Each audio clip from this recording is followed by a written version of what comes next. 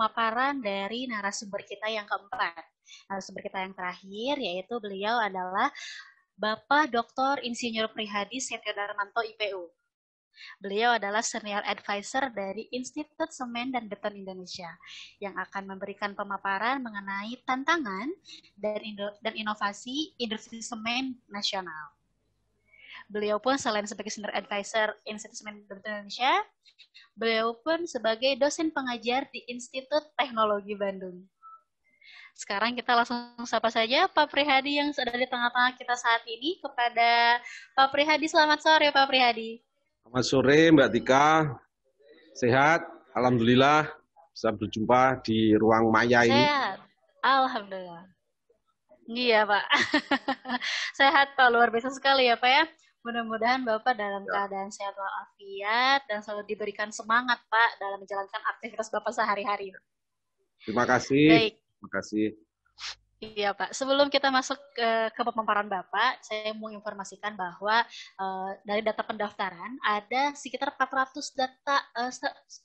peserta yang sudah mendaftar Pak di webinar kita, dan saat ini sudah ada sekitar 360 yang sudah bergabung di webinar kita. Luar biasa sekali. Mungkin Bapak nanti bisa sapa terlebih dahulu para peserta yang sudah hadir pada kesempatan sore ini.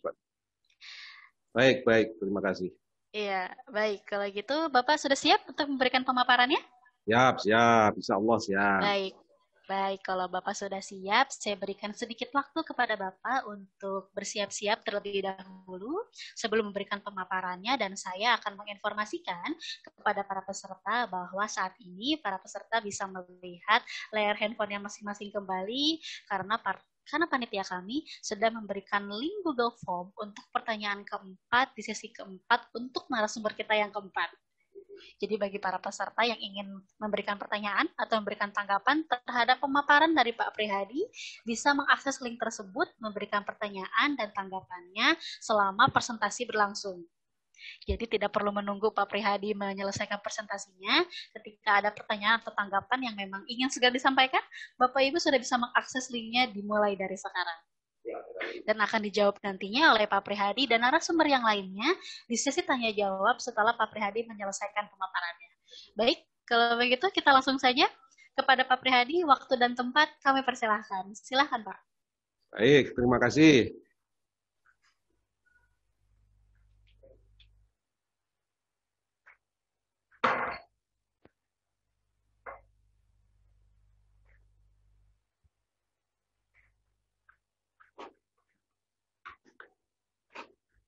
Bismillahirrahmanirrahim. Assalamualaikum warahmatullahi wabarakatuh.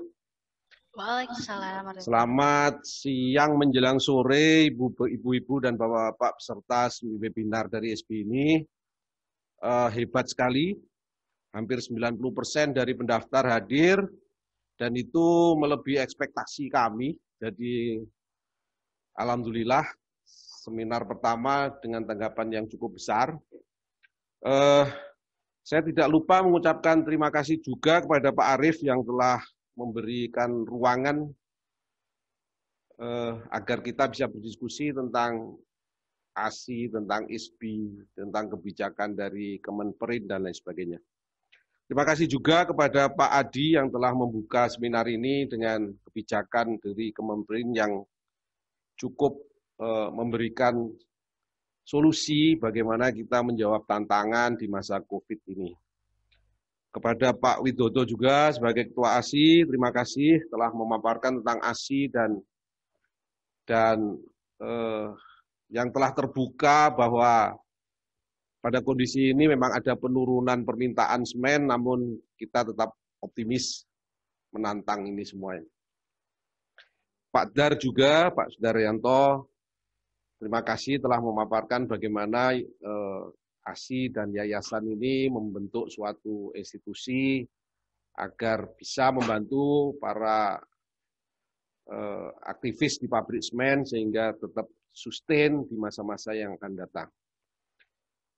Baik Bapak-Bapak, Ibu dan para peserta yang masih sabar menunggu webinar ini selesai sampai tuntas. Saya akan cerita tentang tantangan dan inovasi industri semen nasional ini. terutama yang berkaitan dengan pengalaman-pengalaman ISBI yang telah diceritakan oleh Pak Arif pertama kali tadi. Baik, kita akan menjawab tantangan ini dengan inovasi, tapi apa sih sebenarnya inovasi yang kita maksudkan itu? Inovasi ini sebenarnya untuk meningkatkan efisiensi di pabrik terutama. Jadi saya mewakili dari ISBI untuk bicara yang lebih detail tentang bagaimana mengelola pabrik supaya bisa menjawab tantangan yang dihadapi pabrik ini dengan cara menemukan beberapa inovasi-inovasi yang bisa kita terapkan sehingga biaya produksi dapat ditekan dan keuntungan dapat ditingkatkan. Intinya adalah bahwa akhirnya pabrik-pabrik kita tentunya kita harapkan bisa tetap sustain, berkembang, meskipun ada tantangan. Saya kira begitu yang utama. Kemudian apa saja sih sebenarnya yang bisa kita lakukan di dalam masa yang seperti ini?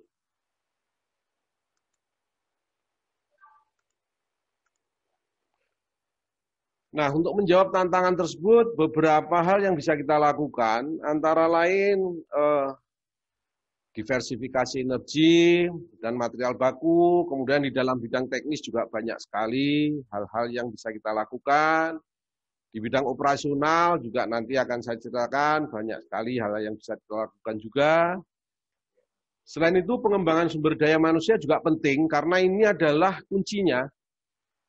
Maka inovasi apa saja yang kita bisa lakukan di bidang pengembangan sumber daya manusia ini juga akan saya ceritakan sedikit dan ISBI akan bisa membantu pada para pabrik semen, para aktivis di pabrik semen, sehingga dapat dengan tabah dan kuat menghadapi tantangan-tantangan di masa yang akan datang. Selain itu juga ada hal-hal yang mengenai pengembangan produk baru dan produk hilir semen, serta pengelolaan keuangan, transportasi, dan distribusi pemasaran dan penjualan. Nah, saya mulai dari bidang teknis dan bidang energi maupun material baku dan operasional ini. Di bidang-bidang tersebut, beberapa inovasi yang mungkin di bapak-bapak dan ibu-ibu yang berkecimpung banyak di pabrik semen telah tahu beberapa hal. Di antaranya adalah yang umum kita lakukan. Yang umum kita lakukan antara lain adalah mulailah dari kita ini yang disebut dengan hal-hal yang umum kita lakukan, yaitu preventive maintenance misalnya. Jadi dengan preventive maintenance, alat-alat kita bisa kita jaga agar tetap beroperasi pada puncaknya sehingga tetap efisien, tetap memberikan biaya operasi yang serendah-rendahnya. Berikutnya adalah pemakaian motor dengan efisiensi yang tinggi. Nah, pemakaian motor yang dengan efisiensi yang tinggi ini tentunya akan menghemat listrik.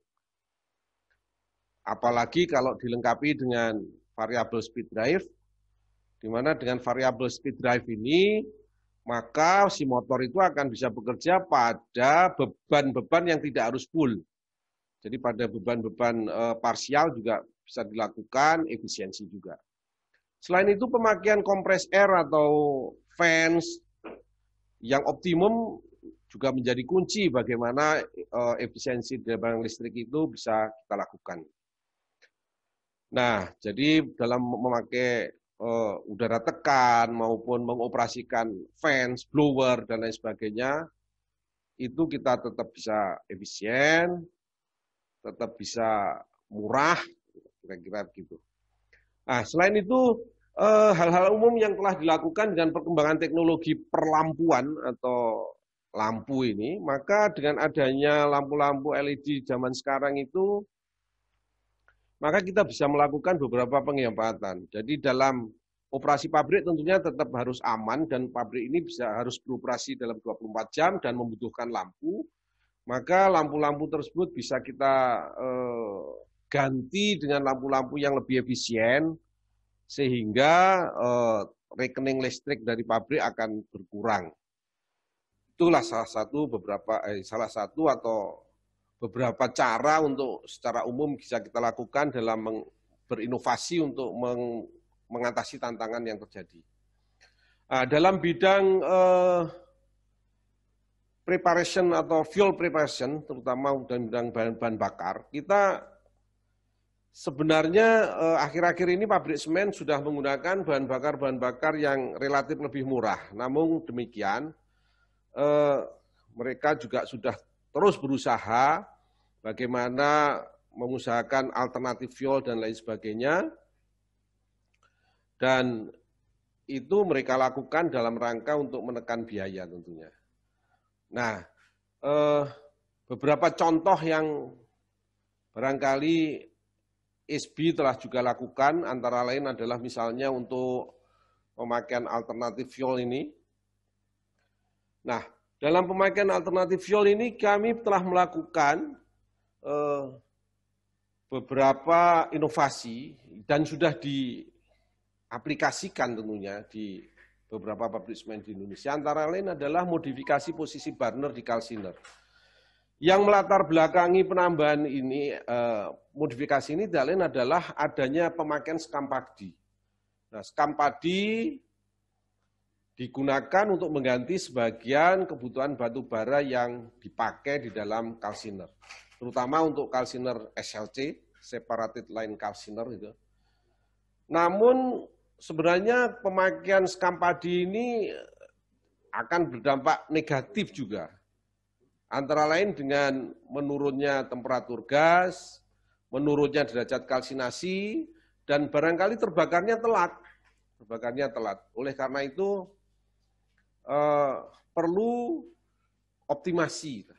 Bagaimana kita bisa melakukan pembakaran batu bara dan skam padi ini secara bersama-sama, namun efektivitas kalsiner kita tetap tinggi.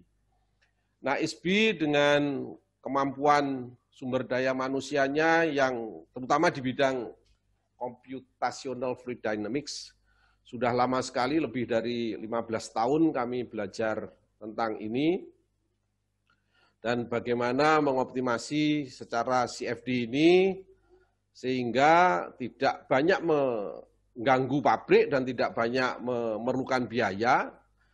Baru nanti setelah optimasi itu dilakukan, baru kita aplikasikan dengan waktu tie-in yang tidak lama dan hasil yang bisa kita lihat secara cepat.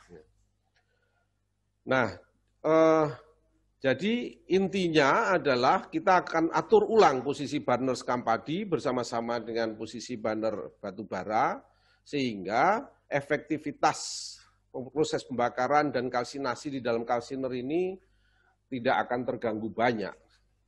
Itu kira-kira ini ya. Ini salah satu cara bagaimana kita membakar bahan bakar batu bara maupun alternatif fuel ini secara bersama di dalam kalsiner ini agar menjadi optimum. Merupakan inovasi yang bisa kita jalankan. Contoh yang lain adalah memperbaiki siklon, memperbaiki efisiensi siklon sebagai contoh. Bahwa terutama top siklon ya, bahwa top siklon itu merupakan peralatan pabrik semen yang penting karena dari top siklon itu akan disaring material yang feeding, material yang di-feedingkan atau dimasukkan ke dalam pabrik semen untuk menjadi klinker itu. Nah, namun demikian kalau efisiensi top siklon ini kurang baik, maka sebagian dari material ini banyak yang balik. Nah, padahal baliknya itu dibawa oleh gas yang temperaturnya cukup tinggi dan kering, yang biasanya masih digunakan untuk mengeringkan coal di coal mill atau mengeringkan bahan baku semen ya. Nah, oleh karena itu, kalau itu dipakai di dalam coal mill, maka kandungan debu yang ada di dalam gas itu akan bisa memberi tambahan abu atau debu di dalam fine coal sehingga nilai kalornya bisa turun.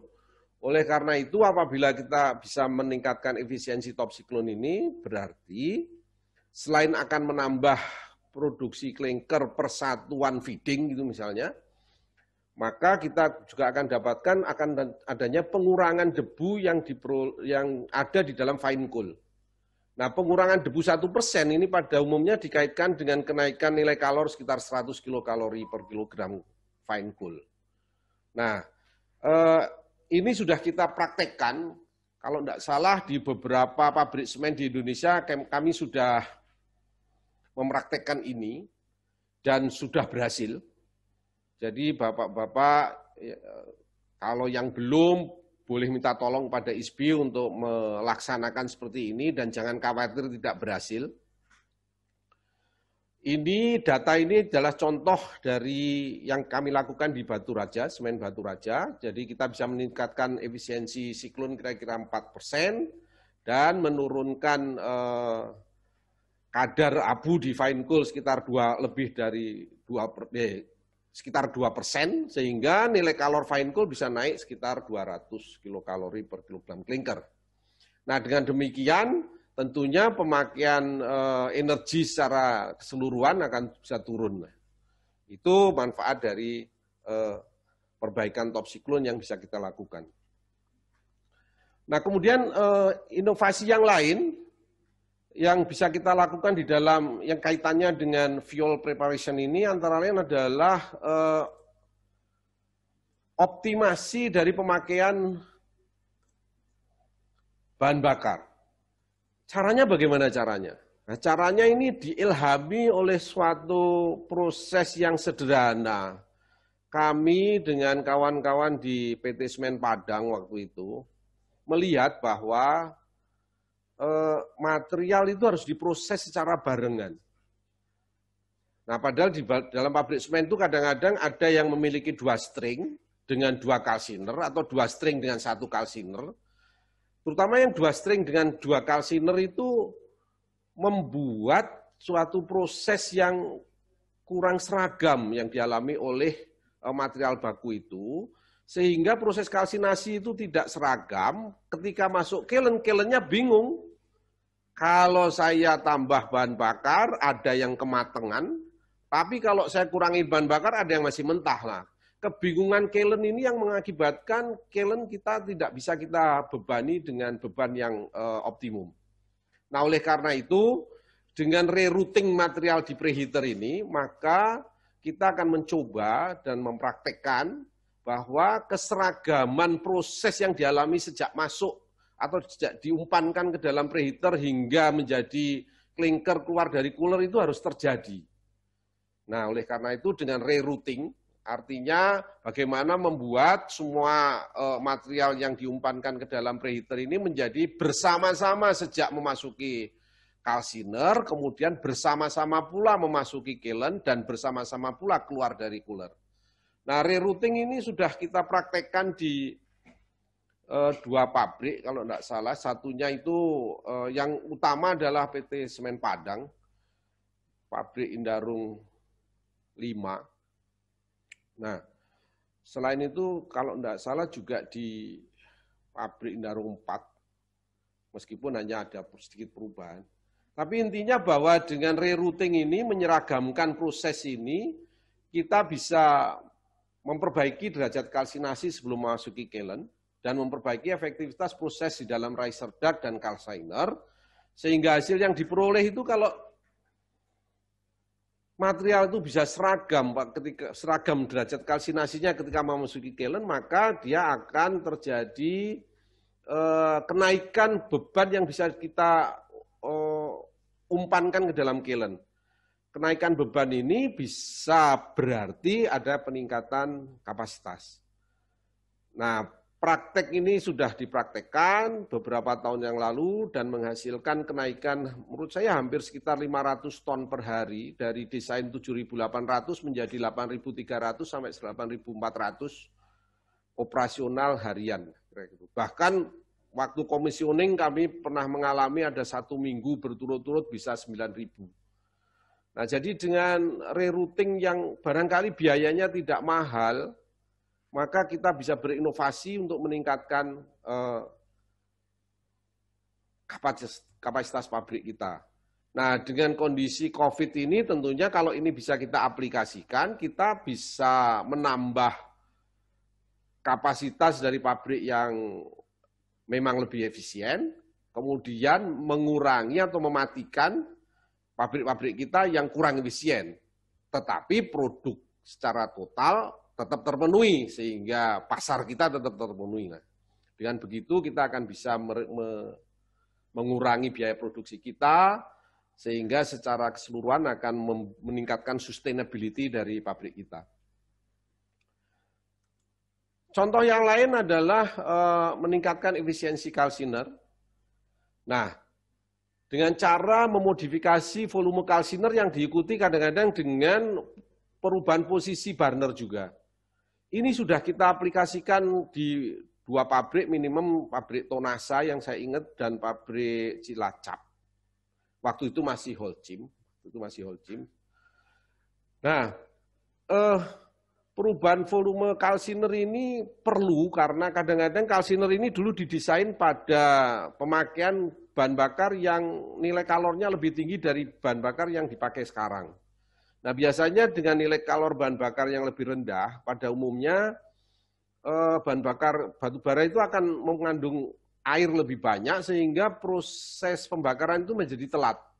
Selain proses telat, air itu memiliki volume yang lebih besar dibanding gas-gas hasil pembakaran yang lain, sehingga kecepatan di dalam kalsiner itu akan meningkat. Akibatnya residence time dari yang dialami oleh material itu di dalam kalsiner akan turun, sehingga proses perpindahan panasnya kurang baik. Nah, untuk mengatasi itu, kalau bodi kalsiner ini bisa kita ubah, artinya bodinya kita bisa perpanjang, ada beberapa hal yang menguntungkan kita. Yang pertama adalah memberi kesempatan kepada bahan bakar untuk terbakar secara sempurna, sehingga proses perpindahan panas dan kalsinasi ini akan berubah meningkat dan menguntungkan bagi proses selanjutnya. Nah, selain itu, kalau bodi ini ditambah, ternyata pressure drop dari ID fan akan turun, karena halangan atau tahanan aliran akan berkurang, pressure drop turun, artinya apa? Kalau pressure drop turun, artinya pemakaian motor listrik di ID fan akan turun. Jadi ada 2 keuntungan yang bisa kita pakai, meningkatkan kapasitas produksi, bisa memakai bahan bakar yang lebih rendah nilai kalornya, dan selain itu juga menurunkan listrik. Nah, ini suatu inovasi sederhana yang kadang-kadang banyak sekali manfaatnya, yang tie-in-nya juga nggak terlalu lama, ini bisa pemasangannya bisa dibarengkan pada saat kita breaking gitu, sehingga tidak memakan waktu tambahan untuk perawatan pabrik, sehingga tidak memberhentikan pabrik secara keseluruhan dalam operasinya dalam 1 tahun itu. Dan ini sudah terbukti di paling tidak ada 2 pabrik, sudah terbukti di 2 pabrik, ternyata memang betul bahwa perubahan volume kalsiner ini akan bisa meningkatkan waktu tinggal batubara di kalsiner, sehingga bahan bakar akan lebih efisien, biaya produksi akan turun, sehingga terjadi penghematan biaya produksi dan listrik, terutama biaya untuk listriknya. Nah, selain itu beberapa inovasi yang bisa kita lakukan antara lain optimasi dari pemakaian bahan bakar, pemakaian panas yang keluar dari pabrik, dan ini sudah dilakukan oleh beberapa pabrik, terutama bagaimana panas-panas ini dikumpulkan untuk dijadikan listrik kembali. Dalam satu pabrik yang cukup besar, kapasitas 8.000-an ton per hari, itu bisa dihasilkan barangkali listrik sekitar 6-8 megawatt, yang tentunya suatu hal yang besar. Tapi tentunya ini membutuhkan satu investasi yang cukup besar. Nah, sedangkan yang saya jelaskan tadi investasinya tidak besar, bahkan ada improvisasi atau inovasi yang kami lakukan itu dalam 2 bulan sudah balik lagi. Tidak perlu lama-lama, investasi sudah dalam 2 bulan sudah balik lagi. Kemudian improvisasi atau perbaikan cooler efisiensi juga bisa dilakukan. Jadi dengan memperbaiki cooler, tentunya heat recovery juga bisa kita tambahkan, dan kalau itu kita jadikan sebagai bahan untuk mengeringkan bahan baku maupun bahan material ketiga juga bisa akan lebih efisien.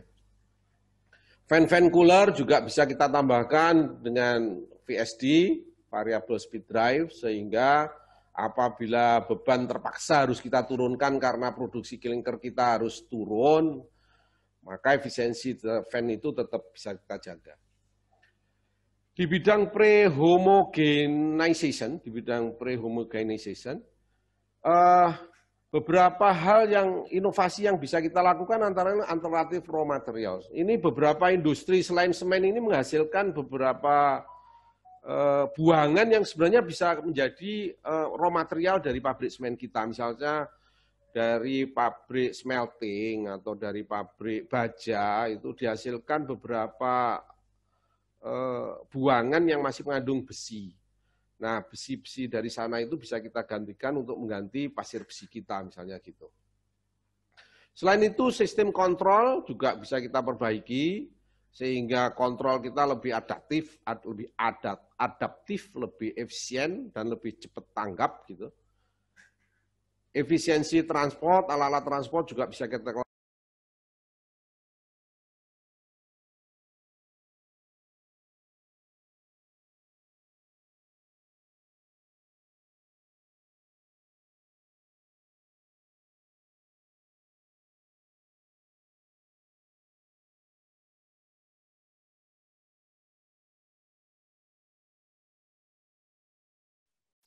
Pak Prihadi mute, Pak. Mohon untuk di-unmute.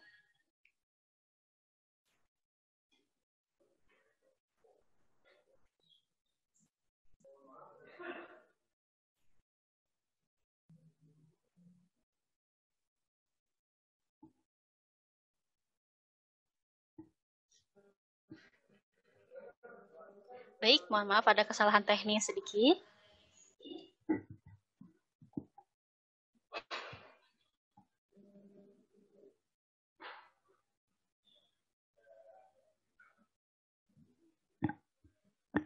Baik, sambil menunggu Pak Prihadi audionya kembali, saya ingin mengingatkan bahwa nanti setelah ini ada sesi tanya jawab yang semua pertanyaan terkumpul akan dijawab di sesi tanya jawab nanti. Baik, Pak Prihadi sudah kembali? Halo Pak Prihadi. Halo. Ya, sudah terdengar ya suaranya ya. Baik, silakan Pak. Baik.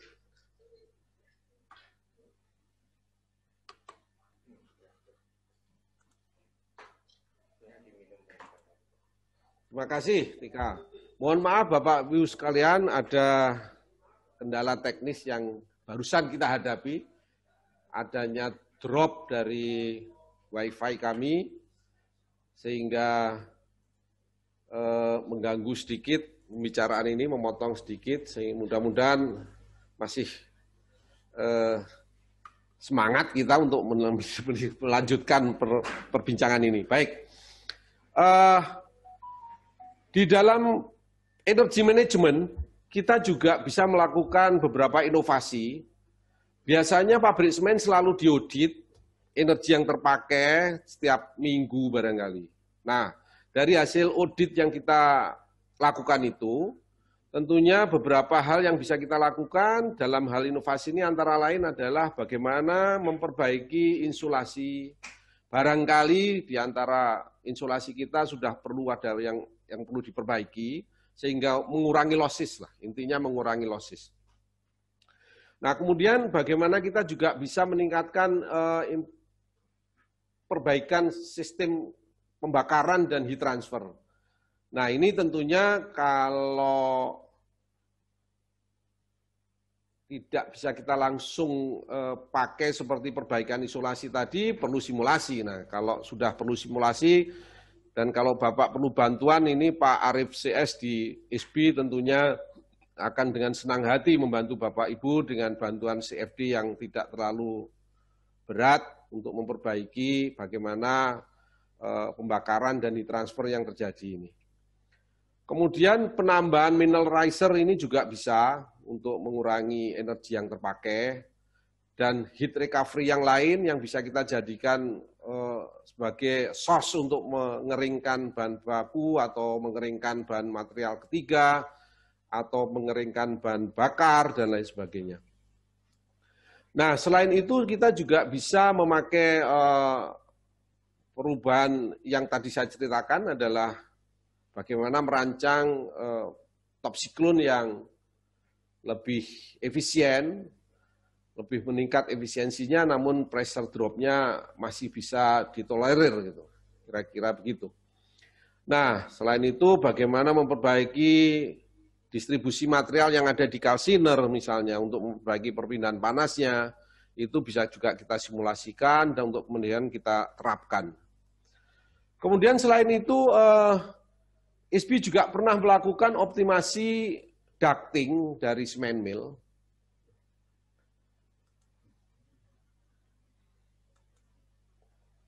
Nah, ini adalah ducting dari semen mill yang kami lakukan perbaikannya, dan ini kita lakukan di salah satu pabrik semen, kalau tidak salah ini di Indosemen, yang di Citrep. Latar belakang dari perbaiki ini antara bahwa sebagian material yang terbawa oleh udara itu akan mengendap di saluran ini karena barangkali kecepatannya kurang tinggi atau penumpukan yang terlalu cepat akan menimbulkan penyempitan di dalam ducting ini. Nah, tujuan dari perbaikan ini adalah untuk mengurangi akumulasi debu semen di dalam ducting. Apa yang kita lakukan? Yang kita lakukan ini kita sebut yang namanya laminarisasi aliran. Laminarisasi aliran itu dengan cara menambah sedikit bevel atau pengarah lah, bevel atau pengarah, dan kita simulasikan secara numerik, kemudian diimplementasikan, maka aliran gas bersama debu tadi akan menjadi lebih lancar dan pengendapan tidak terjadi lebih sering, sehingga proses pembersihan itu akan menjadi lebih jarang dan secara umum akan meningkatkan kapasitas produksi tentunya.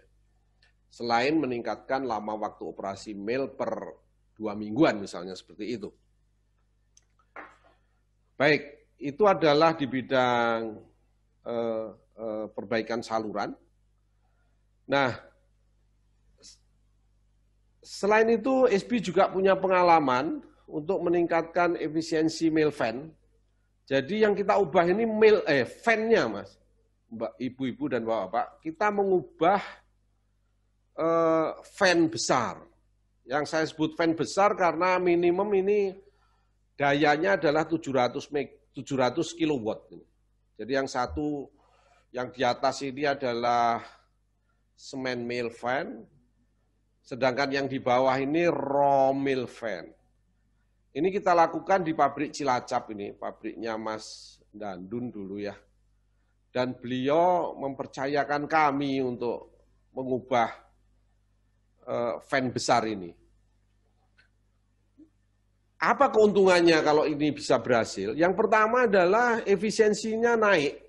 Kalau efisiensinya naik berarti pemakaian motor listriknya akan berkurang, dan betul pemakaian motor listrik itu bisa berkurang karena efisiensi naik sekitar 3%. Ada lagi hal-hal yang lebih menguntungkan, yaitu bahwa dengan simulasi CFD dan pembuatan di fabrikasi lokal, ternyata manufakturer atau fabrikasi lokal di sekitar Narogong itu banyak sekali yang bisa membuat fan ini meskipun ukurannya diameternya sampai 3,6 meter, Mas. Jadi hasil yang diperoleh itu bahwa waktu tunggu pembuatan ini jadi setengahnya dibanding kalau kita langsung pesen ke luar negeri. Yang lebih hebat lagi adalah biaya pembuatannya. Biaya pembuatannya hampir sepertiganya. Dan satu lagi, waktu commissioning itu saya juga heran. Begitu dipasang itu getarannya langsung 1,1 itu artinya jauh dari bahaya. Langsung anteng, langsung gelier lah bahasa Jawanya lah. Oleh karena itu kemampuan untuk mengubah fan-fan besar ini sudah dimiliki oleh SB. Dan kemampuan manufakturernya juga sudah dimiliki oleh bengkel-bengkel di sekitar Narogong, termasuk balancingnya. Nah, itu yang menguntungkan kita. Inovasi ini cukup besar nih. Karena ya ini juga dilakukan oleh bangsa Indonesia ini. Yang biasanya harus bergantung pada orang Perancis, orang Jerman, ini orang Indonesia sajalah kira-kira. Jadi orang Indonesia kalau dipercaya ya mestinya bisa lah kira-kira gitu. Baik, berikutnya adalah pemakaian grinding aids. Ini banyak sudah dilakukan oleh kawan-kawan di pabrik semen, kemudian pengaturan classifier yang lebih efisien, dan lain sebagainya. Nah, ini beberapa hal yang bisa kita lakukan, inovasi-inovasi yang bisa kita lakukan di dalam pabrik. Nah, selain inovasi-inovasi langsung seperti ini, kita juga bisa melakukan inovasi di bidang pengembangan sumber daya manusia. Nah, di bidang pengembangan sumber daya manusia ini,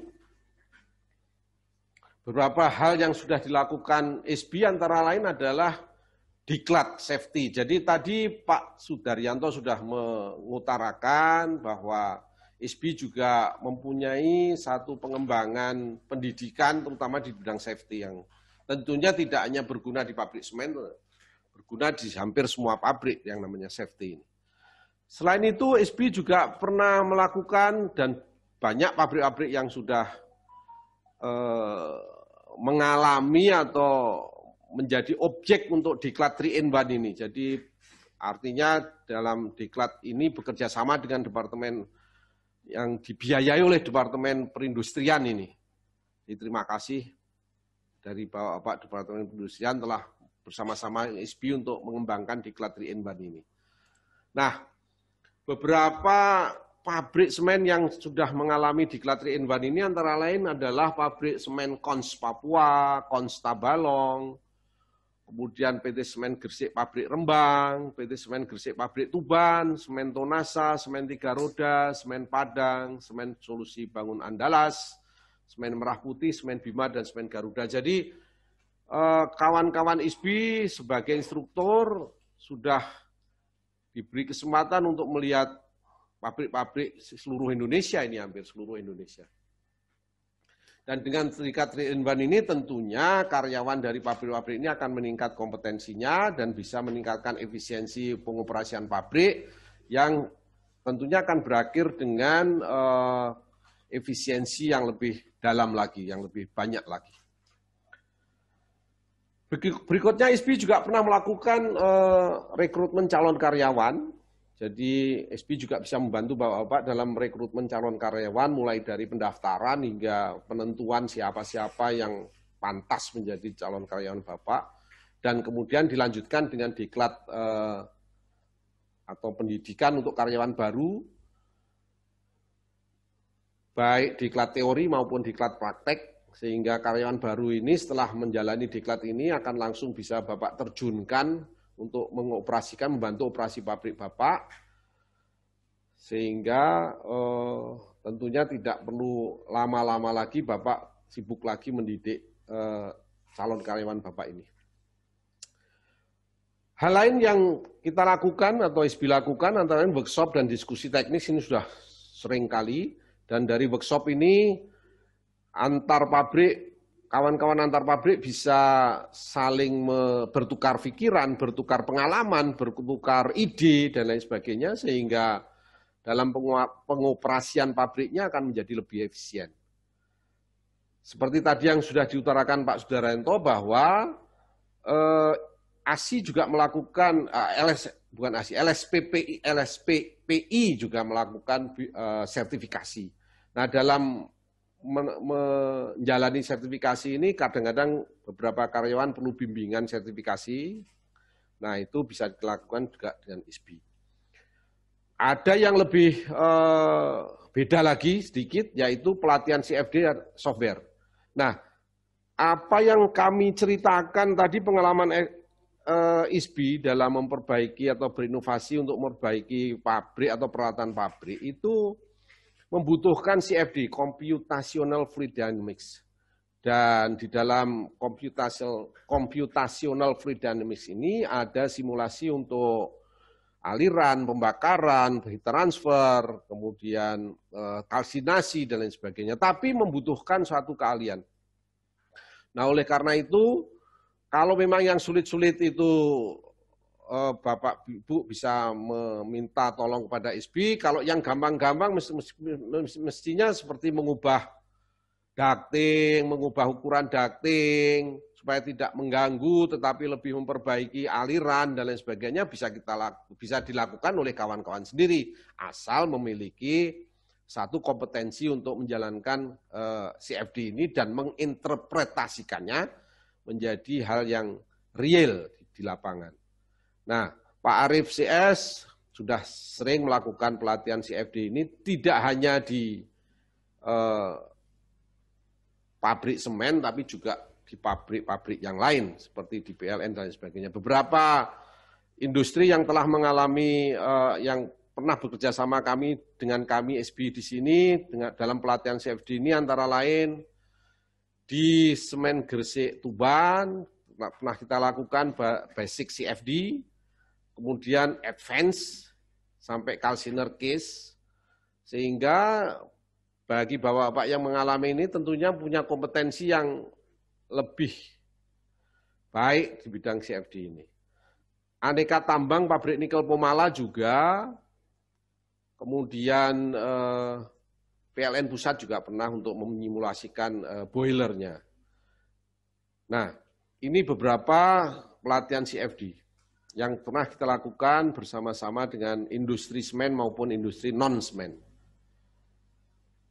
Kalau Bapak-Bapak membutuhkan pelatihan seperti ini, tinggal menghubungi ISBI, Pak Arief akan bersedia dengan senang hati membantu. Termasuk dalam bentuk webinar yang seperti ini dalam kondisi pandemi ini. Kami sedang menyiapkan bagaimana caranya untuk mengefektifkan training ini dalam masa COVID ini. Baik, diklat yang juga sedang kita kembangkan dan akan kita lakukan juga dalam beberapa waktu yang akan datang adalah diklat dengan simulator. Nah, ini merupakan kebanggaan dari kami, Pak, karena kami saat ini sedang mengembangkan simulator yang dapat dipakai untuk membantu operator-operator di pabrik semen untuk mempercepat kemampuan mereka mengoperasikan. Nah, yang pertama kali kita kembangkan adalah coal mill. Jadi dengan bantuan simulator coal mill ini, kami akan ikut mendidik karyawan bapak-bapak untuk bisa meningkatkan kemampuan mereka dalam mengoperasikan coal mill, bahkan mengoptimasikan bagi engineer-nya.